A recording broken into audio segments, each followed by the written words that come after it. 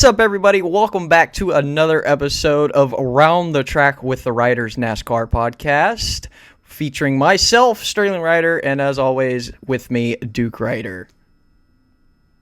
Hey, what's up, everybody? Been a while. It has been. Before we start talking about everything in the episode, I do just want to apologize on the delay of the episode. We've both had multiple schedule conflicts, and then when we finally had a couple of times to sit down, one of our computers didn't want to work. So, gotta love technology still. So yes, apologies for the very late episode. It's almost been a month since the season has ended, but that's okay. We're here to talk about it. Yeah. Yeah, the season has ended.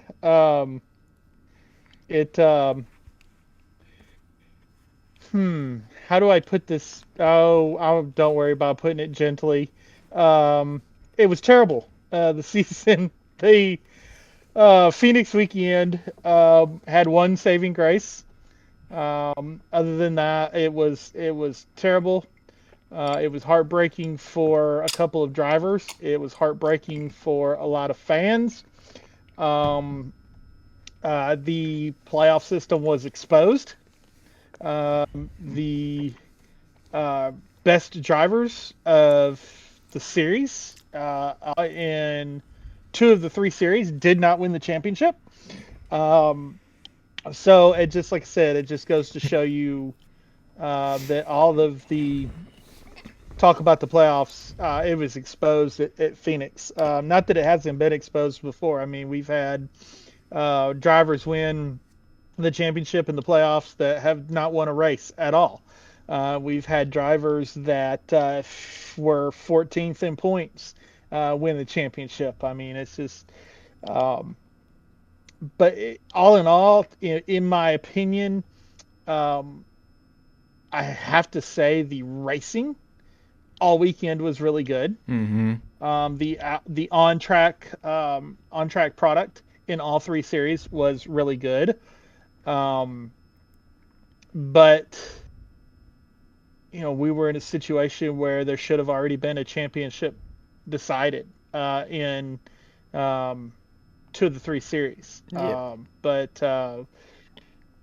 it wasn't, and like I said, out of the three series, only one deserving champion actually walked away, and he almost didn't get it because of a late race caution. So, yeah. Yeah. I didn't watch the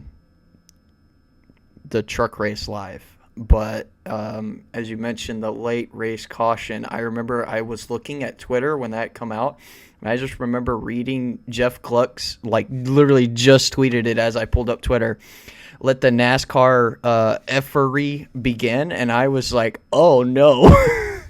I was like, even Jeff is calling him out on it. Yeah. Right? Yeah. Old, but yeah. Happy that at least one of them got it. Anyway, right. So before we go dive in more detail of our thoughts and opinions on the playoff system, let's go ahead and talk about it. The truck race was Corey Heim won the truck race.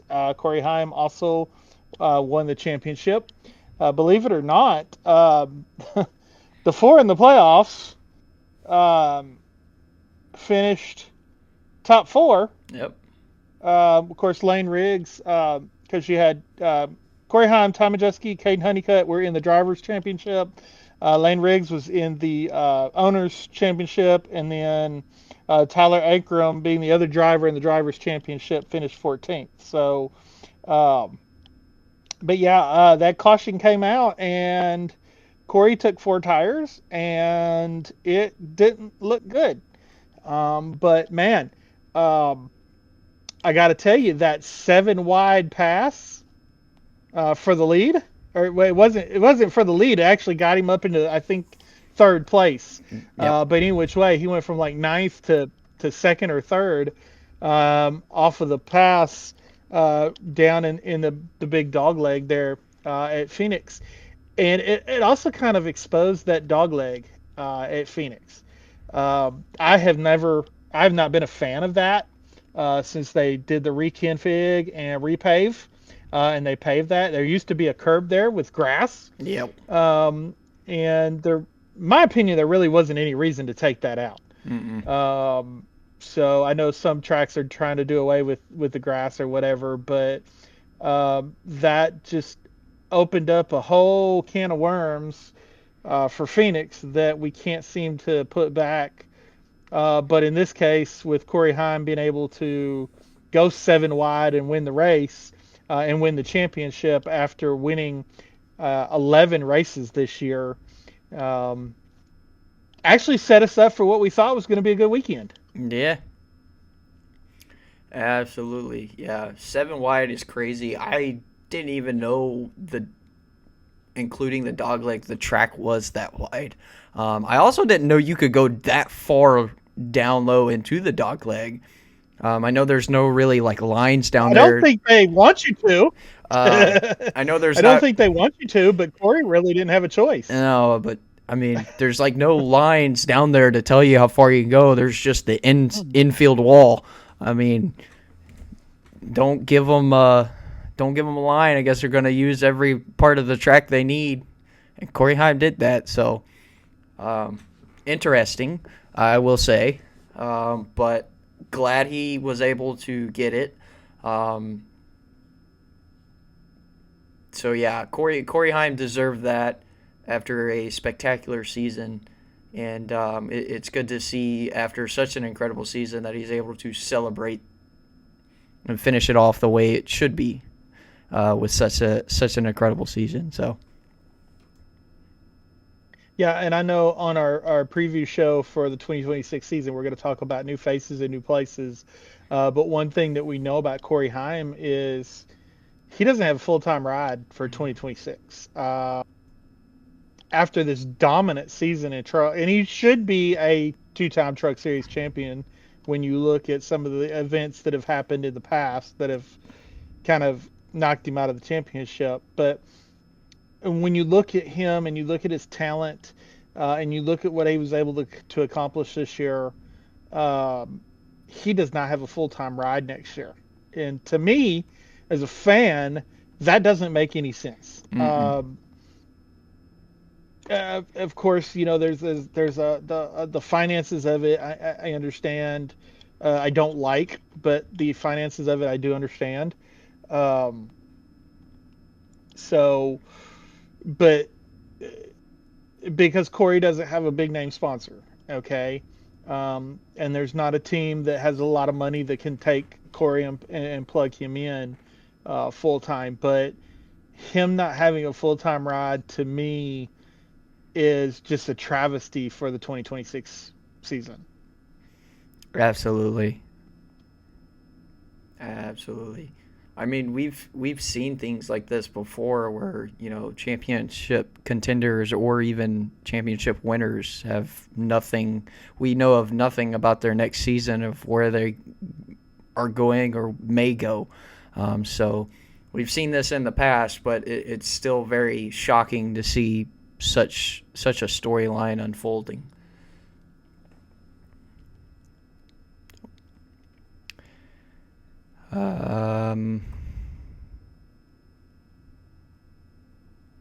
Yeah. We kind of got the heartbreakers beginning on Saturday with the Xfinity Series. Not to take anything away from the champion, Jesse Love. They played the game. Mm-hmm. They played by the rules of the game. They brought the best car to Phoenix. They made the Final Four. They brought the best car to Phoenix. And they go and they win the race and they win the championship. Deserved under the format. But when you look at the season-long performance of the team, yes, he did have a great season. He had 2 wins. One of them, of course, being at Phoenix. But not championship. It was not a championship season. Mm-hmm. at all. Uh, what Connor Zillage was able to accomplish with 10 wins. Now, yes, I understand Talladega. He had to get out of the car. Parker Kligerman um, went on and run that race. He did miss Texas with an injury. Um, excuse me. But the fact is, he missed a race. And when you look at what the full season points would look like, and I'm talking full season points with this point system, okay? With the playoff points, or not the playoff points, but the stage points and all that. If you look at the point system with this system, he still would have had a huge lead going into Phoenix. Um, if you look at the old Winston Cup point system, he would have had a huge lead. Talking about Connor Zillage, would have had a huge lead going into Phoenix. So it would have in either situation. I believe Jesse finished second in the full season points, but he was still like 300 points, 200 some 300 points back behind Connor with what Connor was able to accomplish. Connor had 10 wins and 18 straight top 5 finishes. Absolutely unheard of in today's NASCAR. And it's just crazy that he's not the champion. Right. Yeah. I mean, it's crazy, as you said, especially even when you go and just look at points with even today's point system. It doesn't seem to add up how he didn't get it. But that's one of the things that we've talked about. This is NASCAR's lovely lucky dog. I want not to take it away from Jesse Love, but there's kind of one of those lucky gets. So yeah, terrible. And I mean, I'll be honest with you, even if Justin Allgaier would have won the championship, I still wouldn't have felt that he earned it. Right. Yeah. Justin did have a great season, but Connor just the season that Connor had was so great Right. that even if somebody like Justin had won it, still wouldn't have felt Yep. that it was a you know. I absolutely agree. I mean, I even picked Justin to be the winner, but I was like, even if Connor doesn't get it, that shows you the what's the word I'm looking for here? I can't English at the moment, so I apologize. So yeah, watching the listening to the interview, seeing Connor's reaction just right after the race. I mean, you could feel for the kid, but the good thing is, with junior motorsports and with the veterans like Justin Allgaier on his team, everyone was right there to pick him up, help him dust himself off and be like, look, bigger things are coming. It's not the end. Which is very true for Connor. I feel like he's going to go above and beyond once he gets kind of used to the next gen Cup car. Once he figures that out, it's over for a lot of the other drivers versus him. So, Oh yeah, he's going to be dangerous. I mean, you look at the way with this Xfinity car, once he figured it out, and then was able to go on, the 18 top 5 streak. I mean, that's just crazy.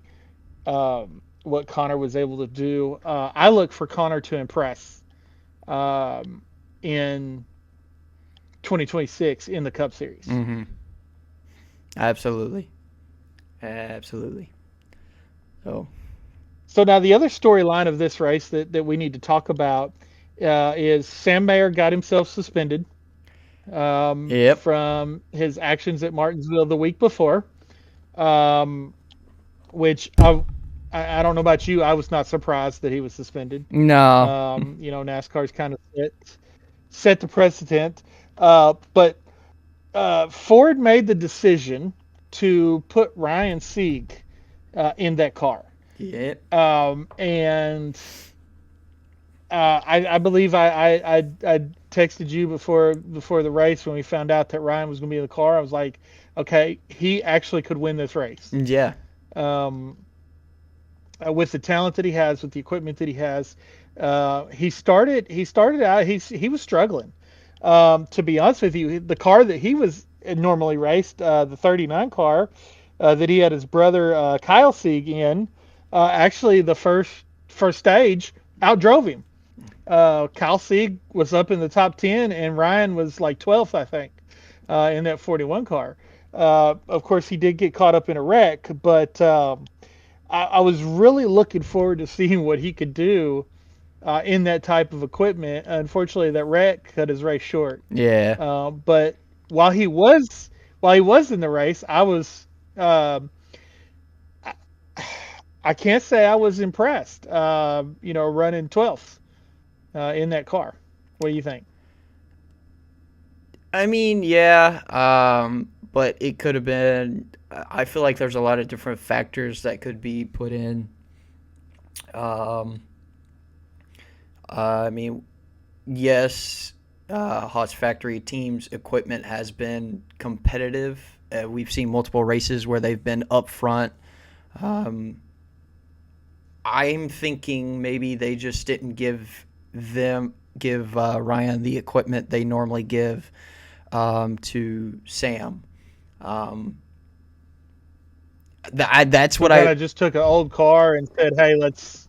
Yeah, it's more of a here. You're just literally filling the seat. We don't care about your performance, kind of thing. Which, from a driver's standpoint, would absolutely suck. From an owner's standpoint, I would be like, wait a minute, that's not fair. That's my thoughts on that. I may be completely wrong, and maybe he was just struggling with the better equipment and wasn't quite able to figure it out. Obviously, with the wreck happening, he couldn't figure it out as the race went on. So I'm thinking it's one of those two. Either he wasn't adjusting quick enough to the better equipment, or he just got really old equipment that had already performed and done its job and was just on the back end in the back of the shop. So that's my two opinions that could have been possibilities. Okay. And just to kind of cap off the Xfinity Series, Eric Almirola in the 19 car won the Owners' Championship for Joe Gibbs. Connor Zillage ended up finishing third in that race behind Jesse Love and Eric Almirola. I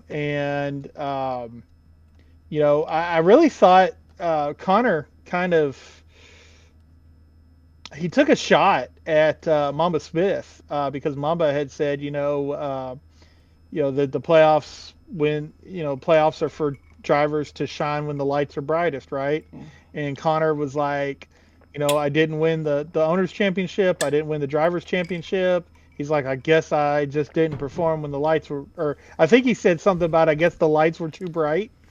Something like that. Yeah, I believe so. But yeah, it was just, it was one of those instances where, you could almost feel watching it on TV. You could almost feel the heartbreak of the fans in the stands. Mm-hmm. Obviously, you could feel not Carson. Yeah, you could feel Connor's heartbreak, but you could almost feel the heartbreak from the stands. Yeah. There wasn't a lot of noise coming from the stands when the race was over. It was very quiet, especially during the interviews. So yeah. Absolutely. But yeah. But like I said. But then there was a cup race. Yeah. Oh boy. Worst race of the weekend, in my opinion. for multiple reasons. Oh yeah, absolutely. So I totally agree. I don't even know where to start talking about this race. I mean, Well, yes, I mean, we'll talk about Ryan Blaney and Penske winning the race again, yeah. for the fourth year in a row. Or, I'm well, I'm sorry, because when Ryan Blaney won the championship, Ross Chastain won the race. So for the past 3 out of 4 years, Penske's won the race. honestly, I'm not shocked about that. I mean, especially with it being Blake, I would have been a little more shocked if it was Logano after the season Logano's had. He had a very flop season. Blaney had a semi-successful season, so I'm not surprised. We've seen what Blaney can do in the most oddball of situations, to make his way from middle or back of the pack all the way right up to the front. So no surprise there by Blaney either. So here's the big question I've got for you. When did you know who won the race? So I didn't. According to the broadcast, I never knew. I had to actually go look and see who won the race, which is sad and horrible and absolutely crazy. Yeah, I mean, at least last year they were like, "Oh yeah, Ross And Chastain won the race. Good to him." But this year, nothing about who won the race. Nothing at all. right? And I mean, they really didn't after the restart. They didn't. That Brad Keselowski was leading up until that last corner. They didn't even mention him. They didn't mention that Ryan Blaney was there. They didn't mention anything Nope. about the leaders. They were so focused on Kyle Larson and Denny Hamlin that I was the same way. I had to look it up to find out who won the race, and I'm sitting there the whole time like, okay, what? I was trying to figure out what happened. Um, on that final restart and all the stuff that went down with that, but um, like I didn't even know with that final restart. I didn't even know that Brad was leading. I knew or who was in second. So another, in my opinion, issue with the whole playoff system. Yep. We know it's going away, or at least we hope it's going away. We think it's going Um, away.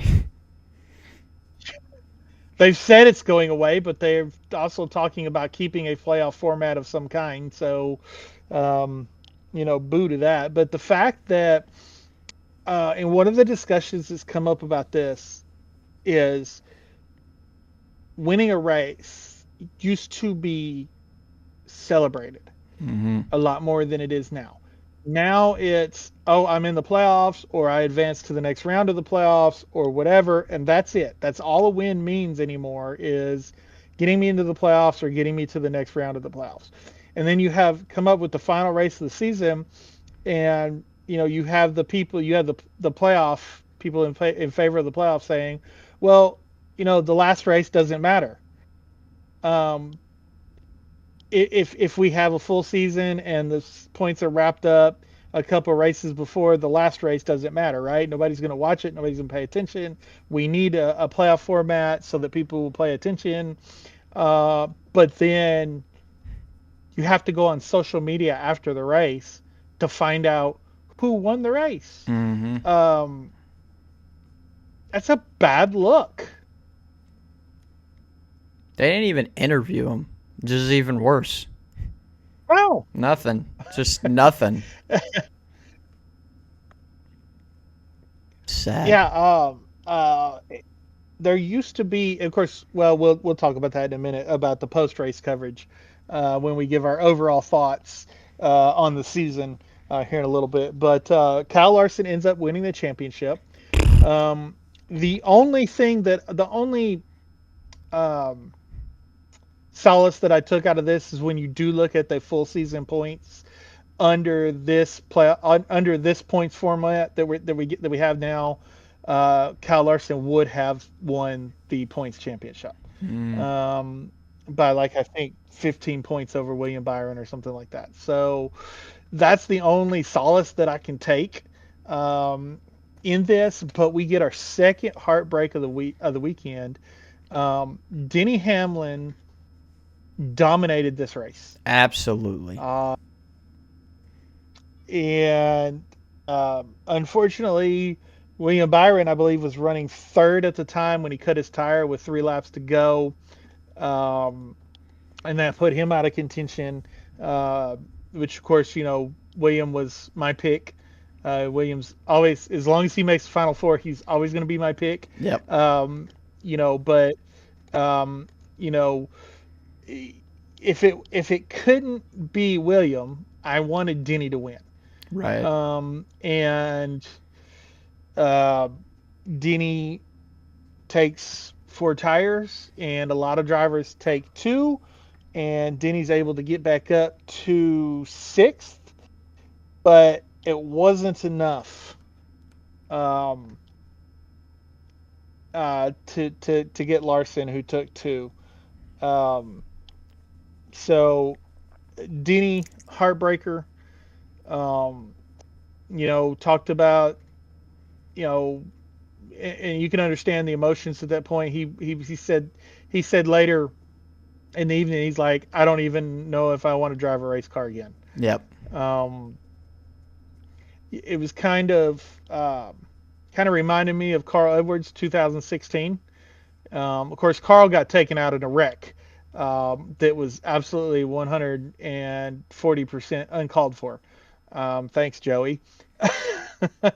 um, but yeah, you could just.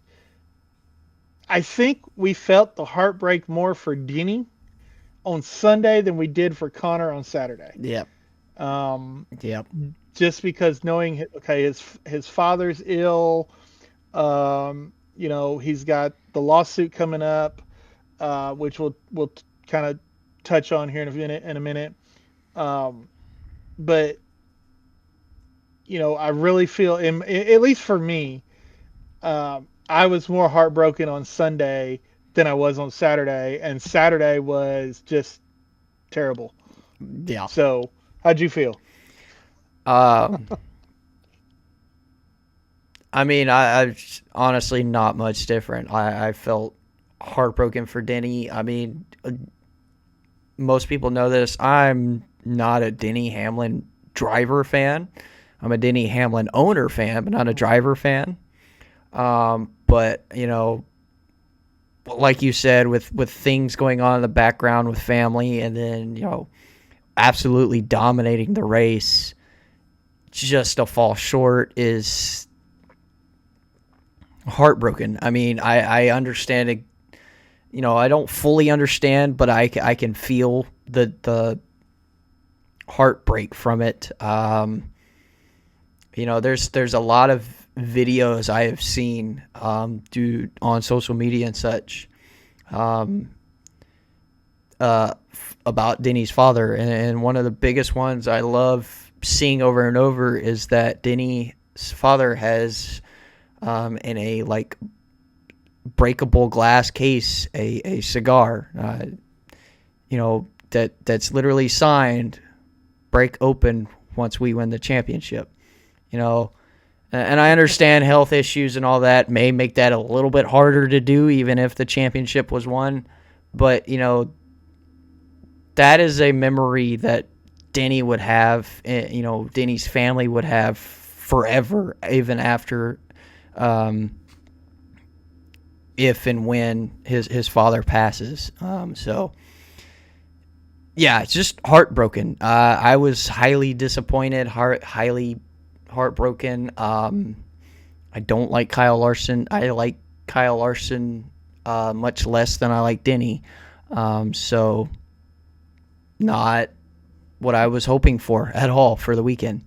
So Yeah, going in, we had four drivers, and we had a 75% chance of drivers that we like winning the championship, and the 25% chance of the driver that we don't like is the one that won the championship. So which this isn't the first time that's happened before either. Nope.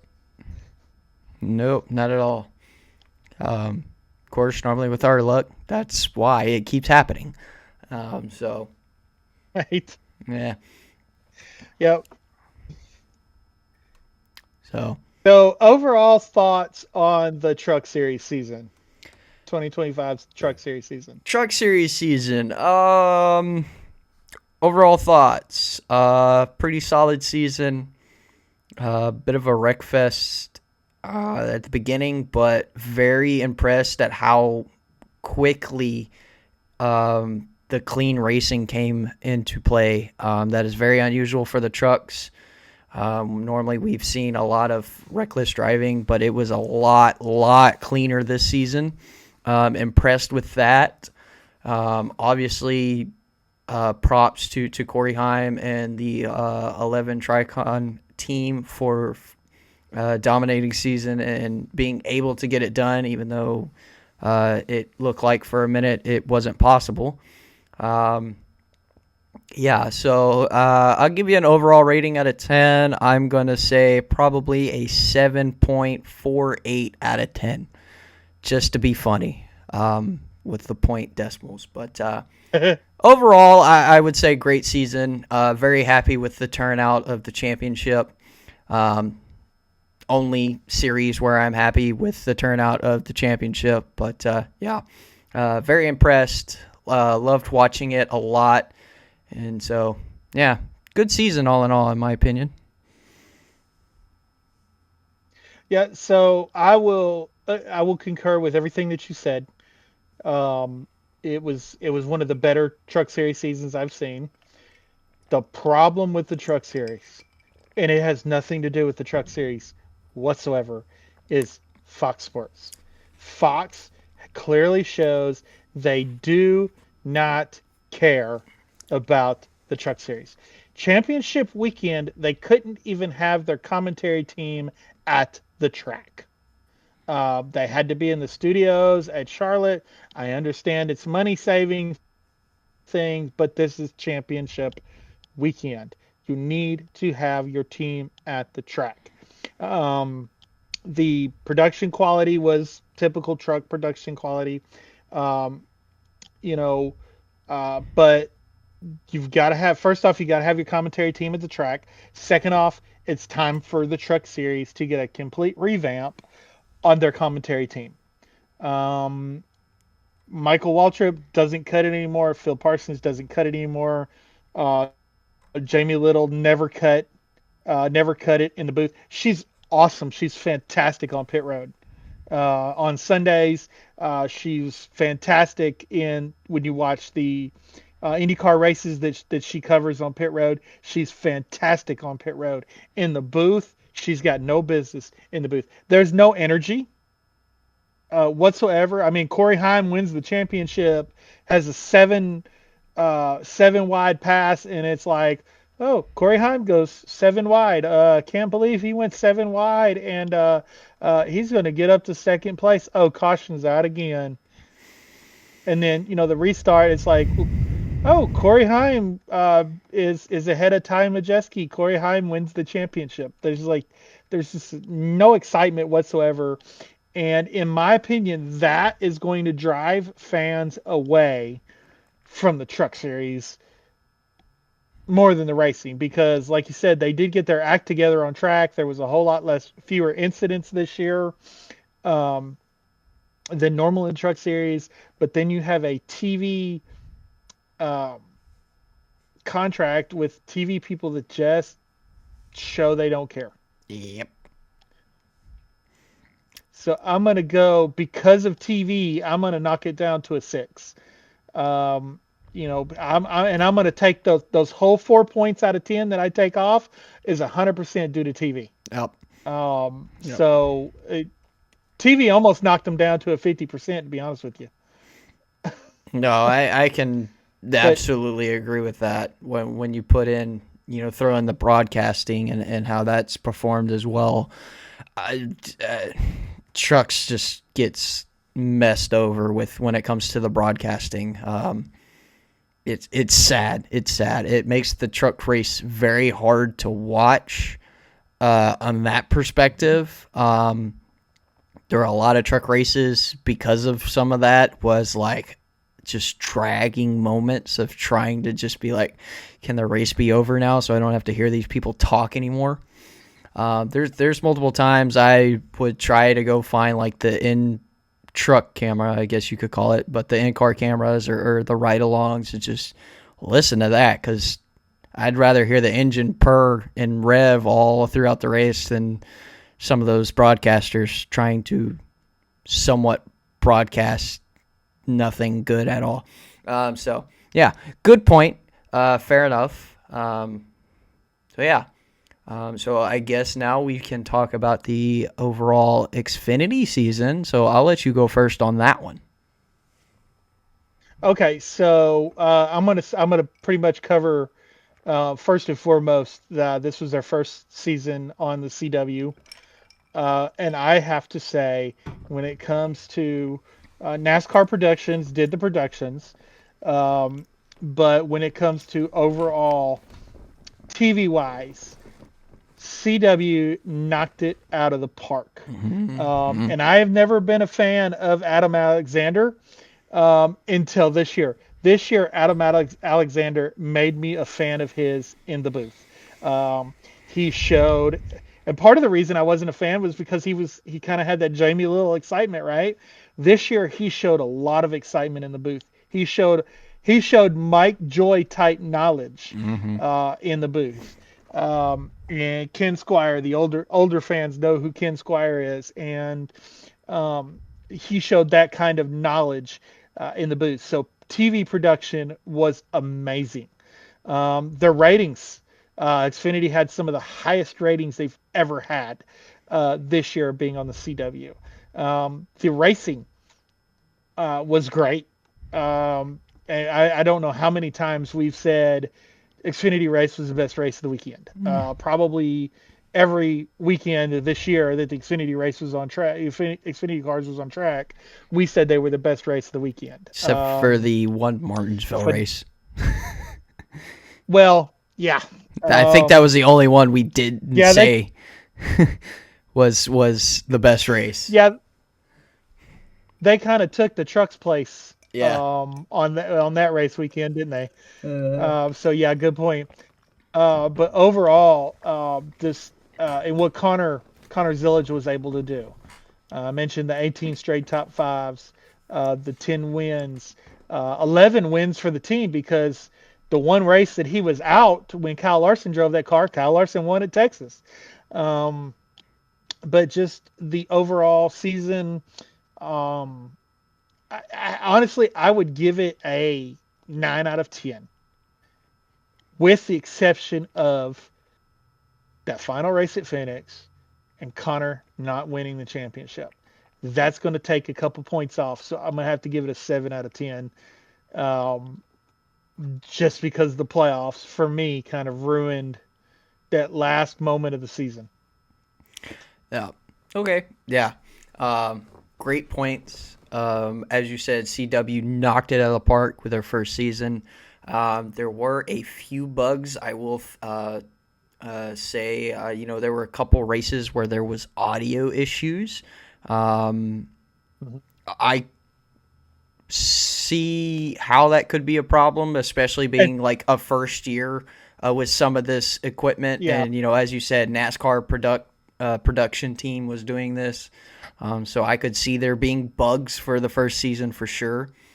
But other than that, CW did amazing. Their broadcast booth, amazing, was awesome. Their pit road reporters, also amazing. They did pretty well. There were a couple of times where it was a little, what to ask something like that, or I would have asked it differently. But still amazing job by the CW with broadcasting. Racing was pretty good, like you said, just about every weekend, except for, the one Martinsville Demolition Derby at the beginning of the season was best racing of the weekends. So yeah, I'm gonna go even with you with the 7 out of 10. The playoff format, taking out Connor from the winning the championship because of that format, and just some of the other little small details. And I'll also say this, just so people understand. Some people may not like the same driver winning over and over and over and over. But for true fans like us, that is, first off, that's just a part of it. That shows you who's got, beyond exceptional talent for this kind of racing. But it also makes you wonder, the little things of the underdog status. There's always that one person, even right behind the constant winners, that could still come out on top. Even back when it wasn't this dumb playoff format. So, yeah, Connor and Corey winning constantly, that was great. I loved watching that. That just showed me that they had more than enough talent to keep on going. So, yeah.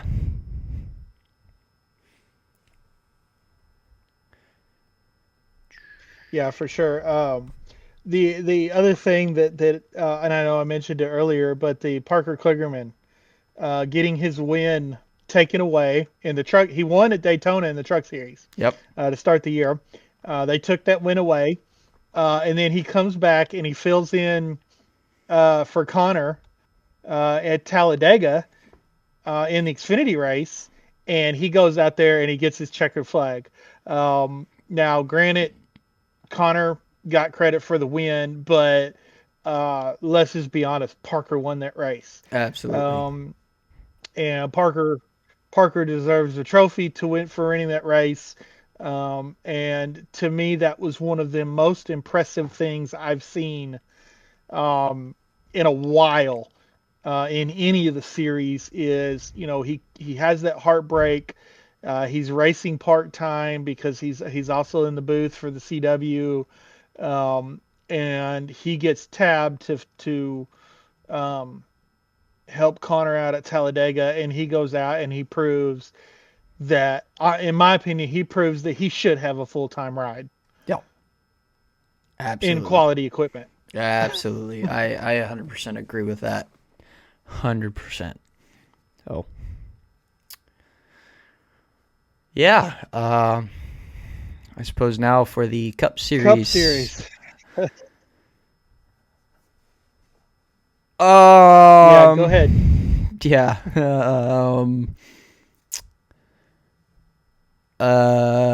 It's kind of all I have is yeah.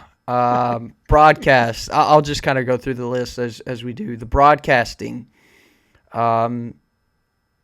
We had a new lineup for the broadcasting, and the productions teams, with adding on Amazon and TNT. So we started with Fox. Fox was usual Fox. Absolutely sucked for most of the time. But as soon as we moved on to Amazon, that was awesome. Amazon did fantastic with their broadcasters and their booths and pit reporters. It was amazing. I loved it. I also liked that they threw in that in-season bracket challenge with the races during Amazon's time, setting up for that going into TNT, as TNT was showing the in-bracket challenge races. TNT, phenomenal as well. Loved it. It was good to see NASCAR back on a TV channel that they used to roll with quite consistently in the older times. TNT did really well, and NBC did decent. NBC is normally good compared to Fox, so did better. But I would definitely highlight Amazon and TNT's time as the best production-wise, for sure. Overall, good season with the drivers. We had many wins. I know Denny Hamlin kind of rocketed with 6, and then we had some other outstanding performances like Christopher Bell winning 3 in a row, Briscoe winning quite a few with his first year in JGR. That's impressive. Chase Elliott coming back out on top with 2 wins, 3 if you include the Clash.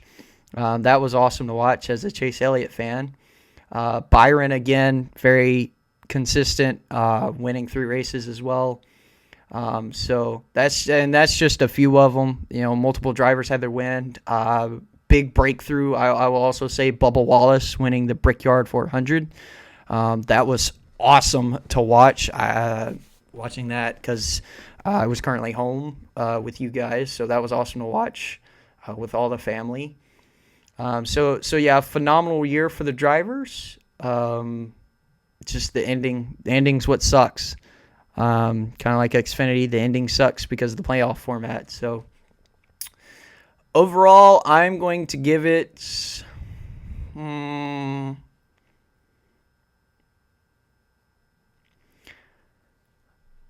I'm gonna kind of tie it with the CW and Xfinity. I'm gonna tie it with a 7 out of 10 overall.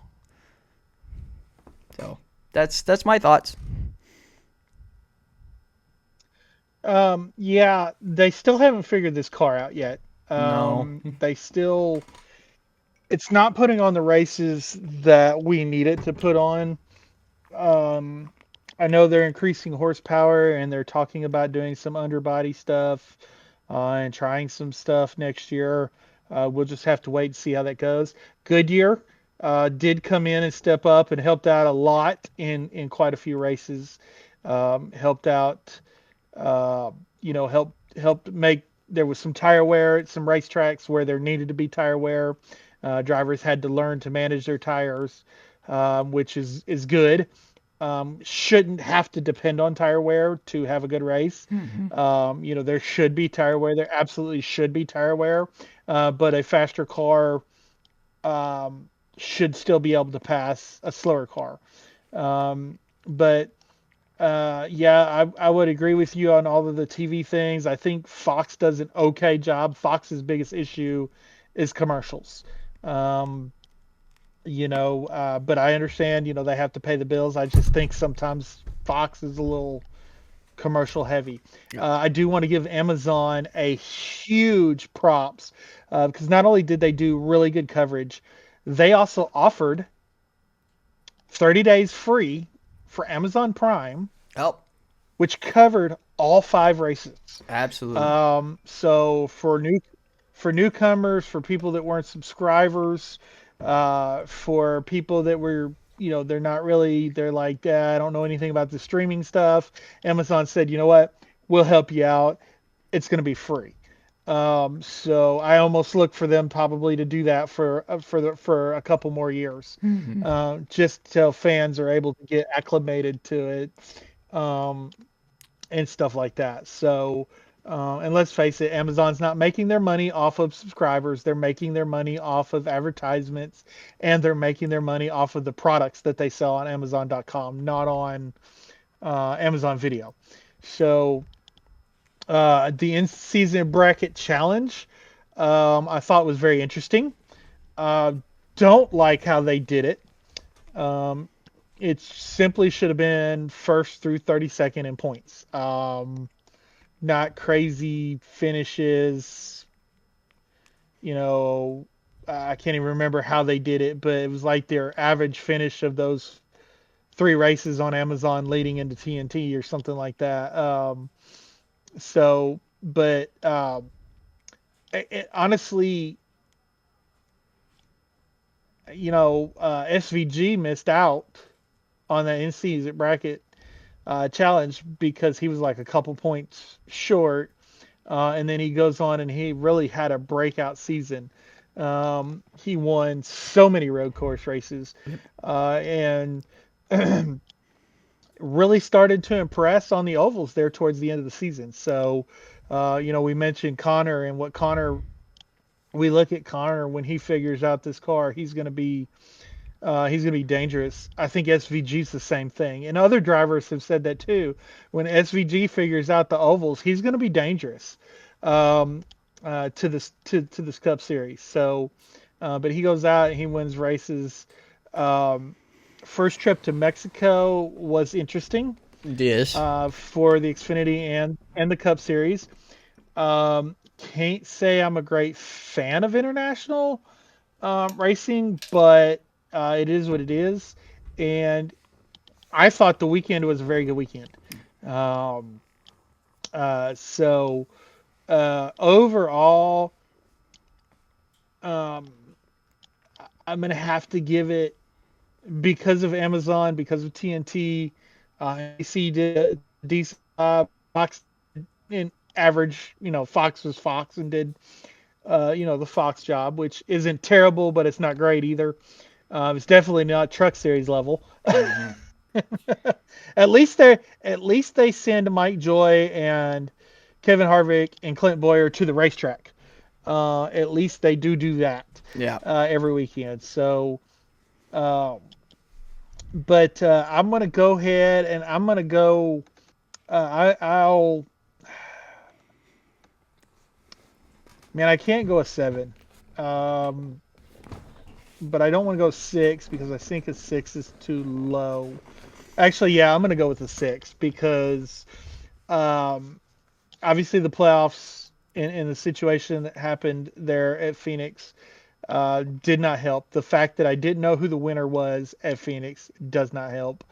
Um, and just this car. I'm still not excited to see this car on track. Still don't like the number placement. It still looks ugly. Um, you know, and the car just doesn't perform. Mm-mm. Doesn't perform like the Gen 6. Definitely doesn't perform like the Gen 5 and Gen 4. So there's still something missing with this car, and they got to figure it out to get over that hump because ratings started to fall drastically. There was a couple races where Xfinity almost beat Cup Hmm. in the ratings. So when you've got the premier stock car series in the world and you're getting beat, almost getting beat by your second series, your second tier series, um, something wrong. To put it in perspective, that would be a G League team in the NBA having better ratings than their NBA team. Yeah. Um, and that's just not a good thing. So, because of that, I'm going to have to give it a 6. Okay. Okay. All fair. Um, I do want to point out one thing real quick that I forgot to mention when talking about CW's Xfinity broadcast. Of course, this was more of Xfinity's doing, but it was cool that Xfinity provided um, the coverage cost for the final stage of the Xfinity race to be commercial free. That was awesome. It was a great. Thanks for letting us kind of sponsor the series from Xfinity and a farewell goodbye from them as well. So that was really cool. I forgot to mention that during the series opinions. So just want to throw that in. So. Yeah, for sure. And what we also found out after was, people were complaining about drivers saying, it's fast as Xfinity Internet, right? They got $600 a pop for that from Xfinity. So every time a driver said, my car was as fast as Xfinity Mobile or whatever, Xfinity would incentivize the drivers, which Xfinity invested into the series. Um, Not only as series sponsor, but also as driver to help the drivers out, because Xfinity drivers don't get paid a whole lot. Some of the Xfinity drivers are actually paying for their rides, so I'm pretty sure that helped out quite a bit. So, um, but I still sometimes say Busch Series. I still sometimes will say the Grand National Series, because that's what it was when it first started. It was the Grand. Actually, it was, and then it became the Busch Grand National Series. So it was Mm-hmm. Grand National up until Nationwide took over. But we got O'Reilly's Auto Parts coming on next year. So um, I'm curious as to if they're going to pay the drivers to sing the jingle. Um, if so, we will probably get sick and tired of hearing. Um, and nobody's going to call it the O'Reilly's Auto Parts series. It's always going to be the O'Reilly series. Yeah, Some may even start calling it the O series. I wouldn't be surprised. We're too lazy to use syllables. Absolutely. Absolutely. So, yeah. So yeah, that wraps up our season. Just so everybody knows, we're going to talk about new faces and new places on our preview series, our preview episode for 2026, coming out probably before the Clash, sometime in January. So we're not really cover a whole bunch of that. We're also going to cover the NASCAR. I really like how a lot of the NASCAR media and stuff like that on Twitter are calling this NASCAR, with the lawsuit between 2311 and Front Row Motorsports and versus NASCAR. It started Monday. This is Wednesday when we're recording this, so we're 3 days into the trial. Um, there's so much to talk about. We don't want to talk about it here. We're going to do um, a show at the conclusion of the trial so that we can talk about what we thought about everybody's case and how all that went. So far, it's been a little feisty. Mm-hmm. Um, if you really want to follow along, you can follow all the people now on NASCAR X. Not we call it NASCAR Twitter, but that's pretty much what it is. Bob Pockrass, Jeff Gluck, Jordan Bianchi, Matt Weaver, uh, all those people that are covering it. Um, if you listen to podcasts, you can the Teardown with Jeff Gluck, Jordan Bianchi is doing a podcast every day. Yep. They're really breaking down the testimony. They have a lawyer that's been coming on that's been giving her expert opinion on the case. But we're going to keep our opinions to ourselves for now until the trial is over. But we do want to talk about some interesting messages that came out that are not going to be part of the trial. Or at least we didn't think they were going to be part of the trial, but we did find out that the person that was talked about in those text messages has been called as a witness for the trial. Yeah.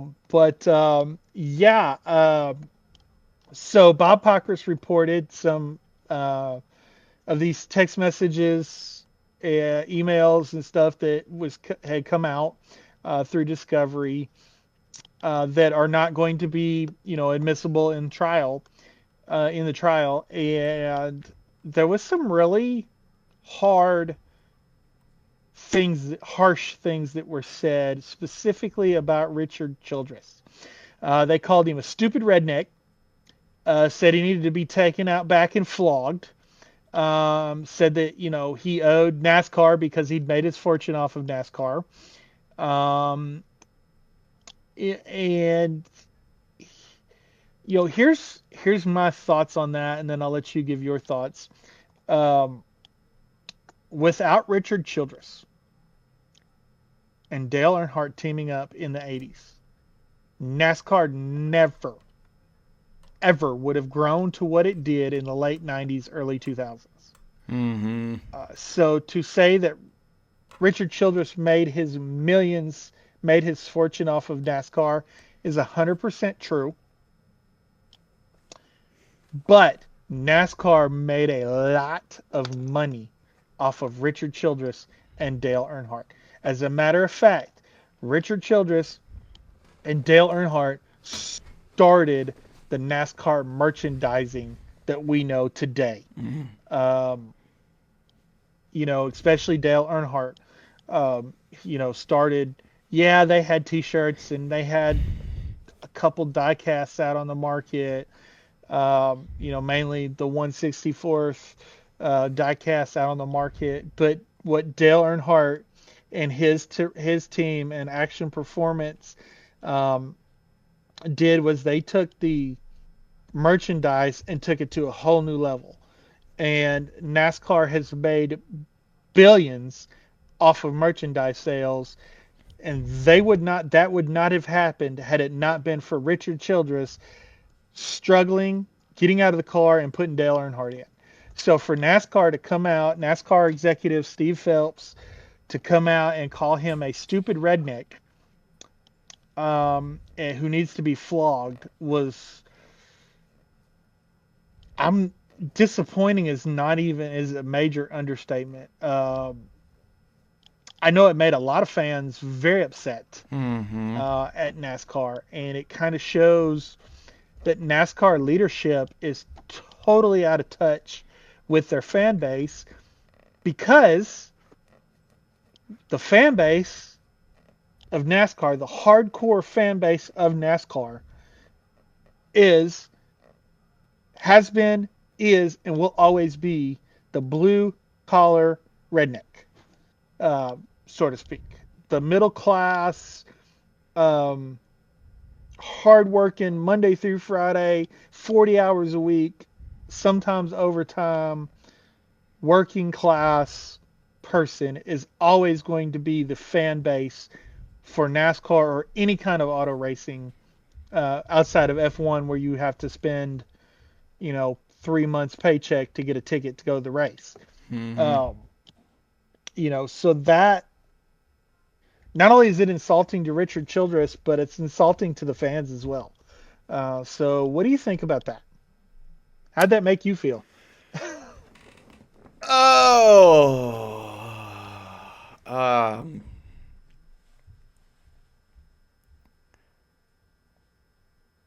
mean, it was definitely aggravating to read at first. That just goes to show you that, like you said, NASCAR leadership is very out of touch with everything. I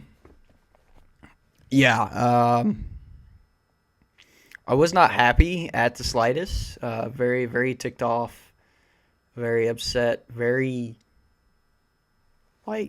also confused, because, these aren't good, business leaders wouldn't have those type of conversations at all. It doesn't matter what their actual personal opinions are. They wouldn't have something like that, some sort of conversation like that. So, I mean, a lot of what you said, I 100% agree with. And, a lot of that started before I was even around. That's, late 80s or, through the 90s is when everything of NASCAR was actually starting to grow. Richard Childress is, a big part of that reason with making the decision, put Dale Earnhardt in his equipment, and then Dale Earnhardt driving and Childress owning, and it goes to show you that NASCAR really just does not care about the teams that are actually running the sport and making them the money. Especially when you look at, the merchandise and the teams running, TV deals, all that. Without the teams, NASCAR would not exist at all. I know we've said that in multiple episodes ever since this really started. So, Yeah. Um, I'm happy Richard Childress stepped out and kind of, you know, I wouldn't say backfired, but reflected what the NASCAR leaders did, and is kind of defending himself, which is good. I would too if I was in his shoes. So there is that, but still, as a business, from a business owner standpoint, that's not something I would have ever considered saying, even if it was like an accidental slip. It's not something I would think of saying. So, yeah, angering for sure. Yeah, and then it really got worse from there because then they started talking about the fans, and then they were like, well, the fans can't read anyway. So that's an insult to you and I. And it's just the NASCAR leadership. Um, they just and it's obvious that they don't seem to understand what the fans want. They say they listen to the fans. Well, I have seen so many fans, and I know NASCAR social media is just a small portion of the fans. Obviously, NASCAR social media can read. Um, uh, but I've seen the majority of people on NASCAR social media. We want full season. We want a full season points championship. Um, Mark Martin's come out. He said, all the fans that I talked to, full season points championship. There's been many, many, many polls that have been put out on social media asking what championship format you want. Every single time, over 60% of the people voting on that want full season points championship. Mm-hmm. So they say they listen to the fans, but the last I heard is they're going to either do a 10 race chase or a 3-3-4 format, which is the opposite of what the fans are looking for. And then they come out and they insult the fans. It's bad enough they're insulting their owners. It's bad enough they're insulting their drivers,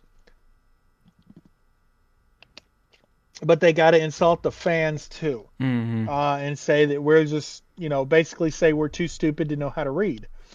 Um, could we sit down and read the charter agreement and understand it? Nope. No. I sure couldn't. I couldn't sit down with the NASCAR rulebook and read it and understand it because I don't have that engineering background. I don't have that legal background. Um, I'm very thankful for Bob Pockrass, um, because he'll break it down and explain it to you like you're five, right? Whatever it is, whether it's a rule in the rule book, whether it's something to do with the charter agreement, and stuff like that. So, you know, would I be able to understand that? No, because that's not where my expertise is. But to say that I don't know how to read, is insulting. And when your ratings are dropping every week especially in the playoffs, and you can blame the football all you want to, okay, right? But NASCAR's been going up against the NFL since NASCAR started. So going up, that's not an excuse. Early 2000s, we were drawing in, 15 to 20 million people every weekend. Um, Granted, that's not 100 million like the NFL brings, but 15 to 20 million, and now we're barely scratching 1.5 million. Um, you can't tell me the sport's healthy when that's the case, and then turn around and I read that you called the fans stupid. Um, so you've insulted your owners, you've insulted your drivers, you're insulting your fans, and then it got even worse when they started talking about the SRX series. But how do you feel being told that you can't read before we get into the whole SRX discussion? I mean, That's aggravating. I will be honest, sometimes my reading skills will get the best of me and I will stumble over a word, or there's a word I just have no idea how to pronounce because it's one of those humongous 40-syllable words. I think that's kind of understandable that I can't understand that word and say it. But yeah, just because I'm a redneck doesn't mean I have no idea how to read a book or read, a brochure, whatever. I mean, I read daily. It's part of my job. I have to. I'm an electrician. I have to read because I have to do math. It's part of my job. I can't not be able to read and be good at my job. So, yeah, it's kind of, yeah, I'm going to just leave it at that. Yeah, so then to continue on, they start talking about the SRX series. They're very angry that Justin Marks is racing in the SRX series. They're very angry that Denny Hamlin and Brad Keselowski and Haley Deegan and other NASCAR, Chase Elliott, they made a comment about their most popular driver is racing in the SRX series. They were very upset about the SRX series. They called it a trash series, said they needed to stick a knife in it. And they were really concerned about the SRX series, so much so that the reason that we're back at Bowman Gray and back at North Wilkesboro is because they were scared that the SRX series was going to beat them there. Which had the SRX series survived, it probably would have. Yep. I'm not sure why the SRX series did not survive. I watched every single SRX race. SRX had a video game come out. Yep. That was actually one of the better racing games and kind of sustained us in between NASCAR Heat 5 and NASCAR 25 that we got. Yep. It gave us a newer racing game. It gave us some dirt series and some off-road type stuff that was fun, really fun to race. I also, super late models and yep. of course the SRX series. But I don't know what happened with the SRX series. I don't know if there was a TV issue or whatever. But to me, it added, and NASCAR drivers going over and racing in that series and IndyCar drivers going over and racing in that series, added to me, it just added to my racing fandom and my racing experience. Because I'm one of those fans that love motorsports, not just NASCAR. I like IndyCar.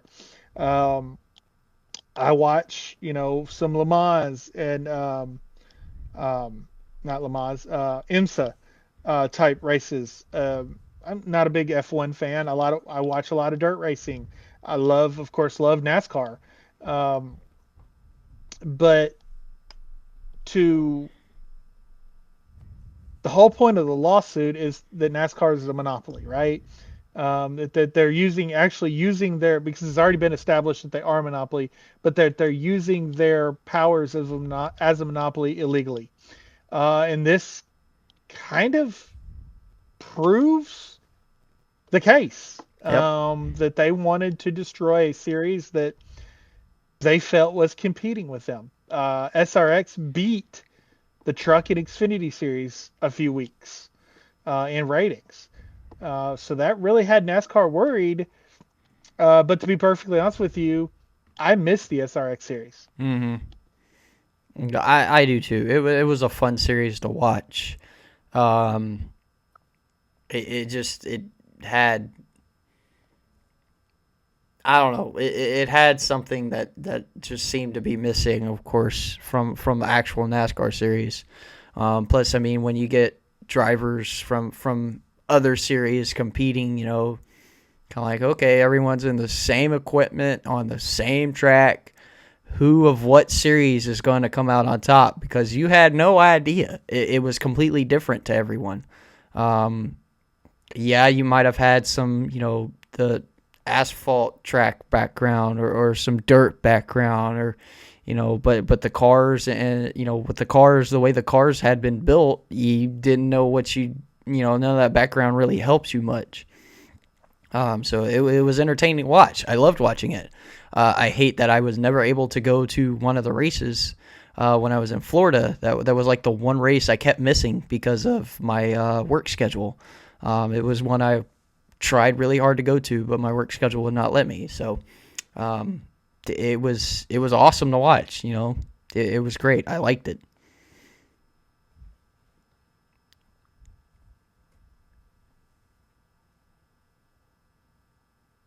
Yeah, I don't think it helped.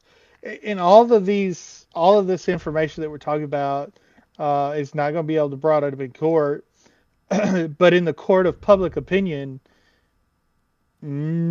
this has been a black eye for NASCAR. Of course, when you go back and you listen to our podcast when this lawsuit was first announced, I believe we said that NASCAR had a couple black eyes. This does not help in the court of public opinion. How we view NASCAR leadership.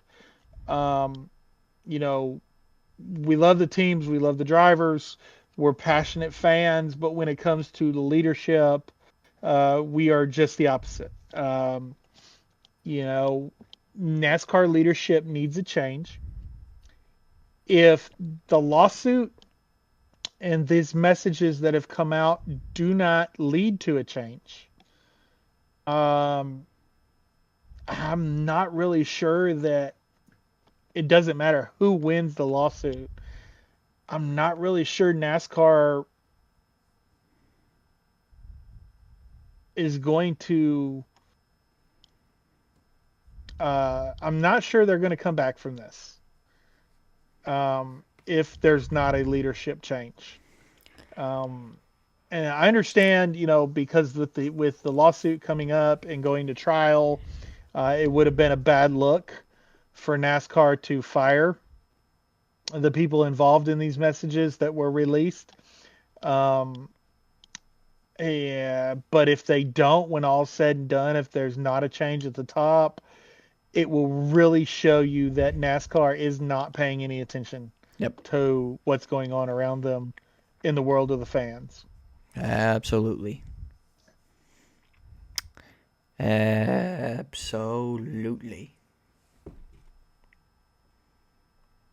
Well, that wraps up 2025, with the exception, of course, of the lawsuit. And like I said, we'll get trial's supposed to last 10 days, so a week from this coming Friday, it's supposed to be over. The problem is there's 36 witnesses on the witness list, and they're on witness number. Let's see, 1, 2, 4. They're on witness number 3. 3. Oh, I thought 3 finished. Maybe I misread. No, they're on witness number 3. Bob Jenkins has to finish. The owner of Front Row Motorsports finishes his testimony in the morning. Right. So with 36 witnesses, tomorrow being Thursday, they're either going to have to speed it up, or it's going to be longer than a 10-day trial. So it may be in the new year when we have a conclusion to this trial. As far as a verdict from the jury and a decision from the judge as to what he's going to do. So look forward to that episode coming out. Like I said, in January, we'll have our season preview for the 2026 season. Mm-hmm. Which, again, we're waiting for stuff to happen. There's no way we could record that now because there's so much stuff that has to happen. We have to know the championship format. We have to know pretty much what's going to happen with the court trial and all that. So be looking out for those episodes. I still am going to do some diecast reviews. Sorry I haven't got those done yet, but like SterlingRider said at the beginning of this, our schedules have been all over the place and wonky and stuff like that. So Some of the stuff that we had planned for the channel has kind of had to take a back seat, but we will eventually get there. So just kind of keep an eye out for that. I'll be honest with you. I already miss racing every weekend. Yes, yes, absolutely. My Sunday afternoons are very boring now. Um, I will throw in some good news on that though. If you are a racing fan, this weekend it actually all the weekend festivities started tonight. I know they normally have a concert first on Wednesday night, and then the racing starts Thursday night. But the Snowball Derby is this Sunday. It's on Flow Racing. So look into that. Seems like there's quite a few NASCAR drivers making appearances. A few I saw. Ryan Preece, I've seen his pictures of his car. Jake Garcia, Bailey Curry, Kyle Busch is even making another run at it. And also last year's winner, Caden Honeycutt. It's a lot of fun. If you can't go to the track physically, I definitely recommend watching it. It's really cool, really good race. So there is that, thankfully, to look forward to. But once that's over, the racing, I believe, is officially wrapped up for every one of these years. So there is that, but Yep. I do miss my NASCAR racing on Sunday. And I have not had the time to jump on the simulator to kind of fill in that gap. So, yeah. So. Yep. So, but yeah, we do have some stuff coming up. I know I had mentioned that I was going to do that that playthrough of Red Dead Redemption 2, but it has been kind of announced that they're doing a PS5 upgrade for that one. They did just release the PS5 upgrade for Red Dead Redemption 1. Plus the DLC. So they're supposed to be doing one for 2. So I'm going to postpone that playthrough until the PS5 version comes out. Just because it will be my first playthrough on the PS5 version. I know the storyline is going to pretty much be the same, but just imagine I've the already graphics. I've already looked at the graphics for Red Dead 1, and they're not what you would expect from a PS5, like a modern PS5 game, but they are definitely upscaled from what they were on the PS3 and PS4. So after that comes out, I will go ahead and play through both games. So I have not played through Red Dead Nightmare yet at all. So after I finish with 2 and then 1, I'll go ahead and play through Nightmare as well. So, but again, I don't know when the Red Dead Redemption 2 5 version is going to be released. So, other than that, we're just going to kind of take the off season and relax and chill out and do what we do. For the most part, yes. Do what we do. If you guys missed the stream last night with H&N's Cup Championship race at Chicagoland, which was actually a really good race for the championship between Ryder Motorsports driver Terry Vincent and KDR. I forget their actual name, but KDR's team with Landon Benson was a really good race between those two. They're up until probably the 10 laps ago, I think, when we went green again from a late caution that I spun out on. But I did announce at the end of that stream some upcoming changes. That is H&N's final completed season until further notice. They will be doing some special race events, but that is it. No full season for quite a while. So with that being said, we will move on.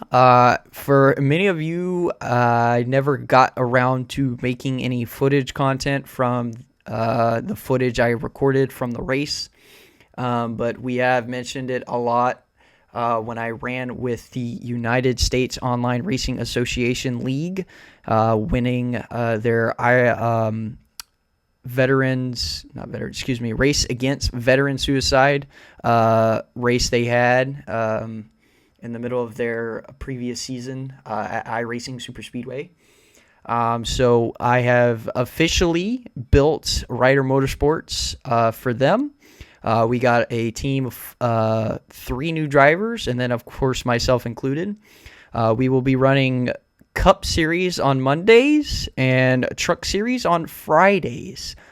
So look forward to that. So still iRacing League racing coming in. Super excited. Right now the grids are full. Like they are completely booked. 35 drivers slots already filled.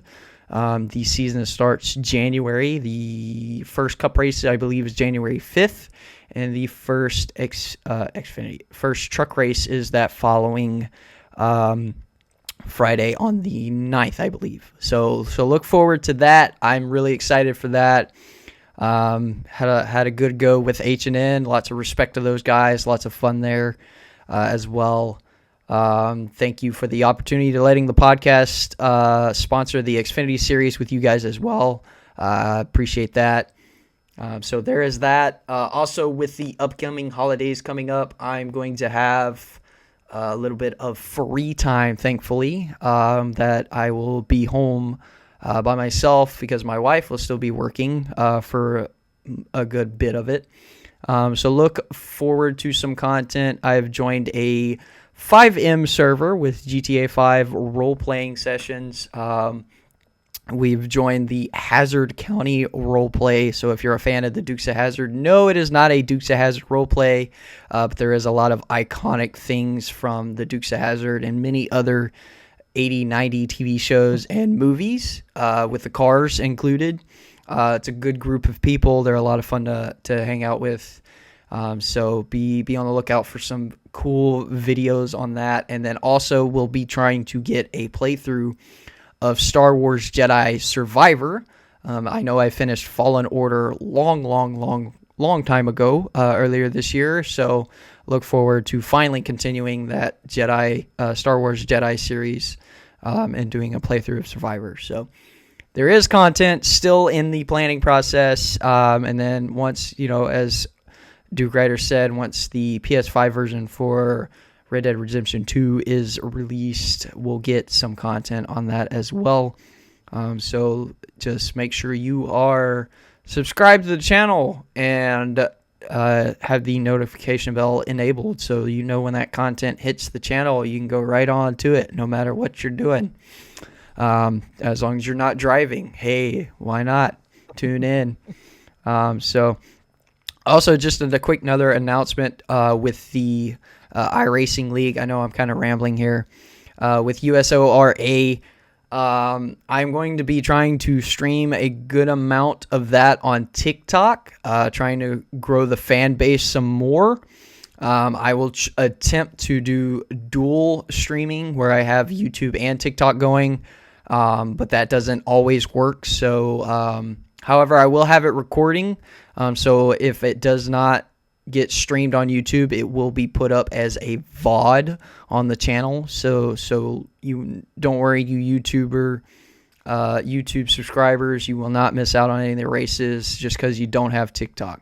Because I know quite a few of my subscribers don't like TikTok. So don't worry, you won't miss out on the races if it's not live stream.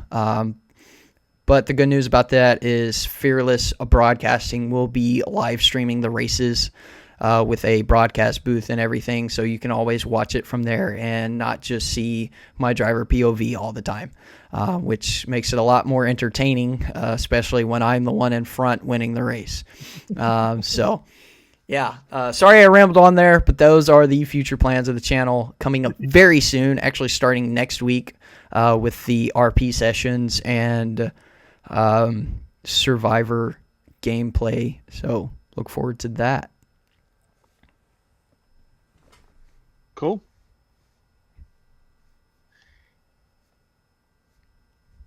Sounds like a plan. That's it. Just cool. Right? Yeah. So big shout out to and I mentioned them earlier, Bob Pockrass, Jordan Bianchi, Jeff Gluck, Kelly Crandall, Claire B. Lang, Matt Weaver, Scene Vault Podcast, Dirty Mo Media Podcasts with Dale Jr. Download, Actions Detrimental, and the Teardown. Man, there's just the content that's out there. I'm going to tell you something. If you want to hear Mark Martin's opinions on all of this, you can check out, he was on several of those podcasts. He was on the Scene Vault, I believe it was last week. So go and check them out. We get a lot of information from them. If you want to keep up with day-to-day court stuff with the NASCAR, go and follow them on your social media platforms.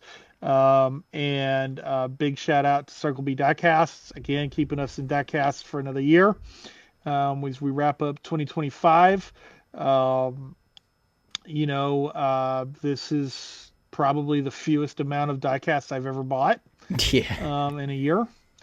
Not Circle B's fault whatsoever.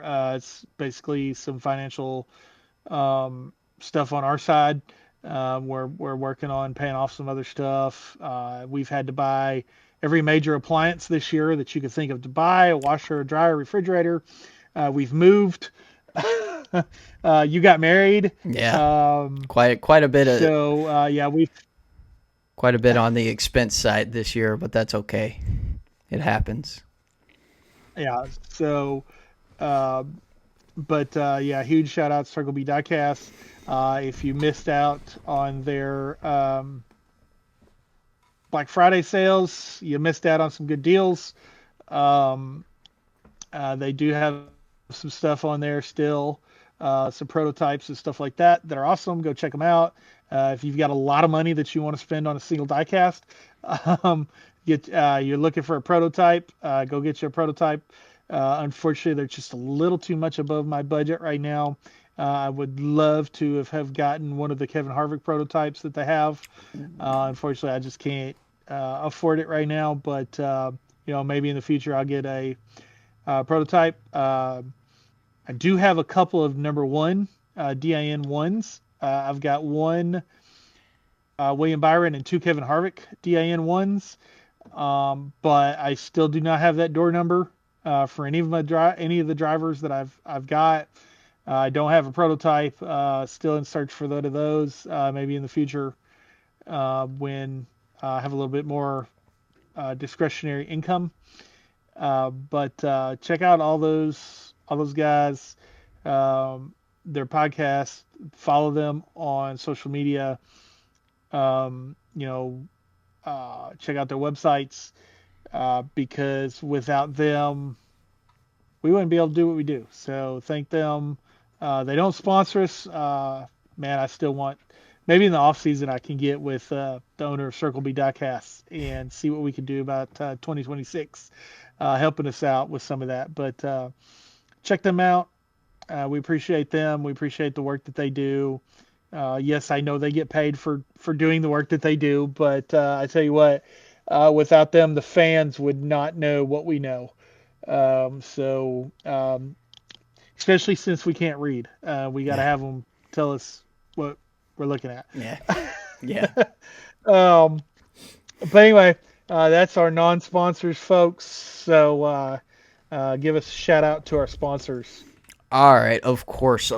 As usual, you got our awesome partners and sponsors of the channel, starting with Dubby Jitterless Energy Blend, as you see on my hat. Amazing energy drink and hydration drink. And if you want it, they now have released a flag.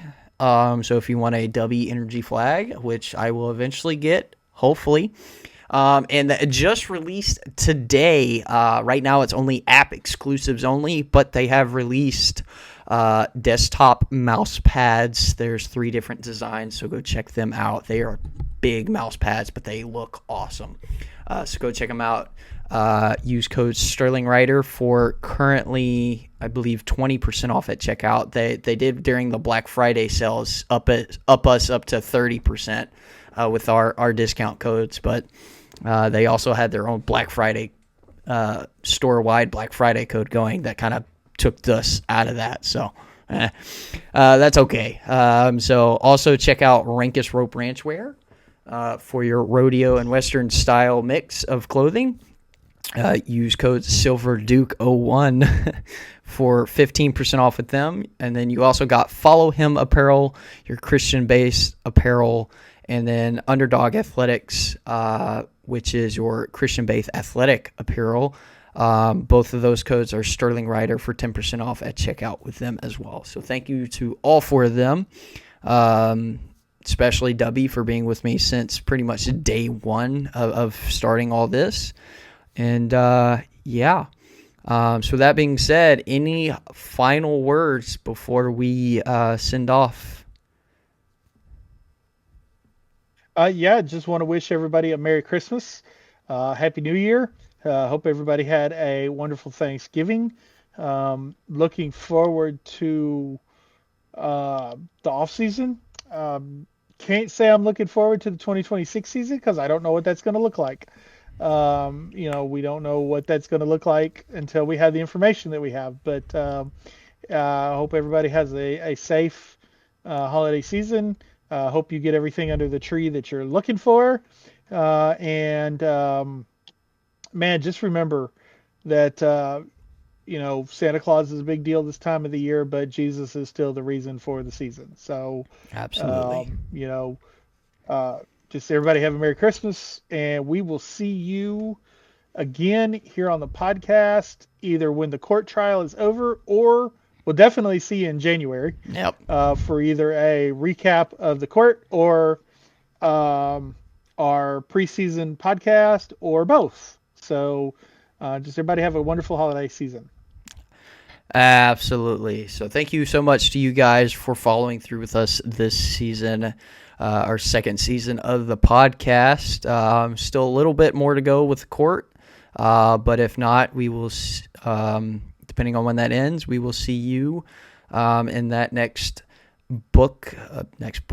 chapter of the year. So that being said, much appreciated. Remember, God loves you. Jesus loves you. Remember, Jesus is the reason for the Christmas season, of course. May God bless you all with whatever you need or are struggling with. So make sure you like if you enjoy it. Subscribe if you're new. Hit the notification bell so you know when there's content on the channel. Check out all these sponsors are linked in the description below, along what could use at checkout, along with all of our non-sponsoring shout-outs with either their Twitter/X handle sites or Circle B Diecast as well. Also join the Discord. I want to try and build the community and let you guys know firsthand if you're in the Discord when there's something new on the channel or if I'm just randomly live on one of the streaming platforms. Once again, thank you guys. Merry Christmas. Happy New Year. And that being said, we will send you off with one final. Be bold, share Jesus, and ride on.